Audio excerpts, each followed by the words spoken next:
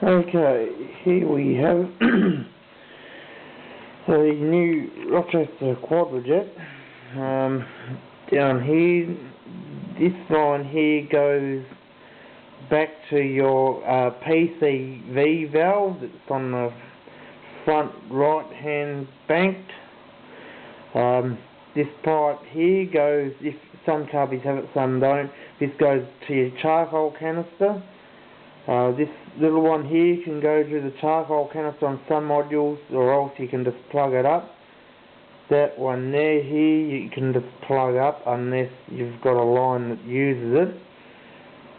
This little one here, that's your important one. That's your vacuum port to go to the distributor for vacuum advance on the dizzy there.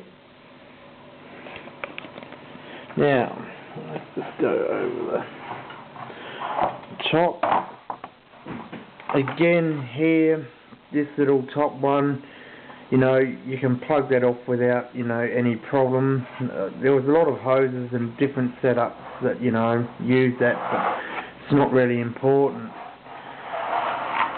Down the back here, this one here is the pipe that goes down towards that hot thing, the hot air heater for the choke. And on this one here, the other end from the hot heater comes back in here. When you put the electric choke on, you just plug this one. In your case here, you'll have the threaded bit here. You plug that up, and then you put your electric choke module in. This little line here, if you've got an automatic, that's your vacuum for your kick down and your auto. That one there is used, depends on what model, but you can plug that up, you don't really need it. Now, the carby is not actually vacuum secondaries. It's an air valve carb.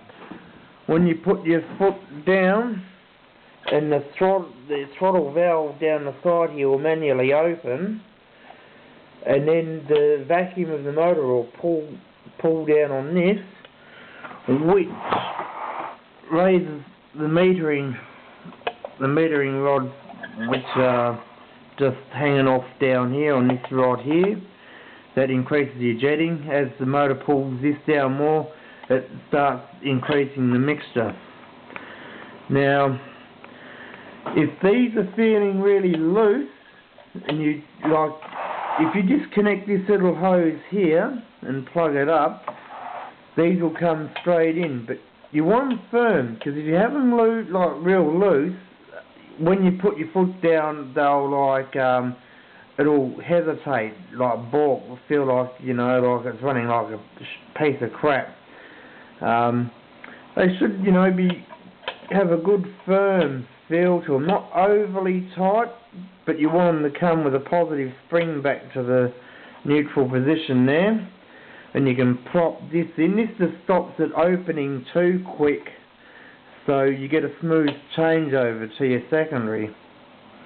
I'll pop some more stuff up on it later, but like you can see here's the actual base, so it is a mechanical secondary, because when I yes, get hold of the damn thing.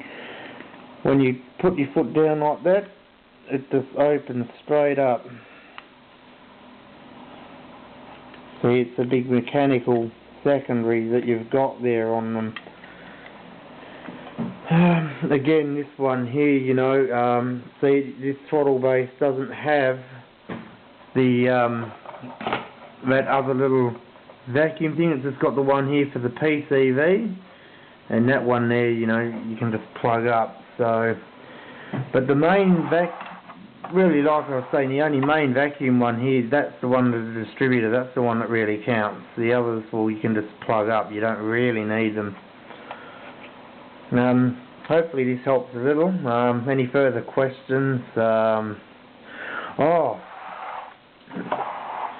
Yeah, before I forget, this thing here, the spring tension, that is adjustable. You see under here, under that top bit, there's a little Allen key there. You loosen that, and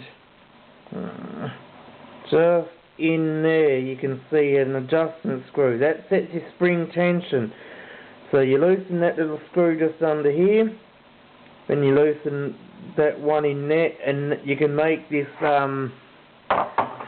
you can make these plates looser or firmer, and that will help you when you put your boot into it. If you've got them nice and firm, it should be nice, clean switch, and you know, not hesitate around on you too much in that. And of course, final thing is in here and in there. They're your idle mixture screws. Yeah, do them about, you know, you just rest them in and take them out about 3.5 turns, and then just, you know, adjust it evenly till you get a nice smooth idle out of it. Under this little plug here is your metering rod, like your primary metering rod adjustment.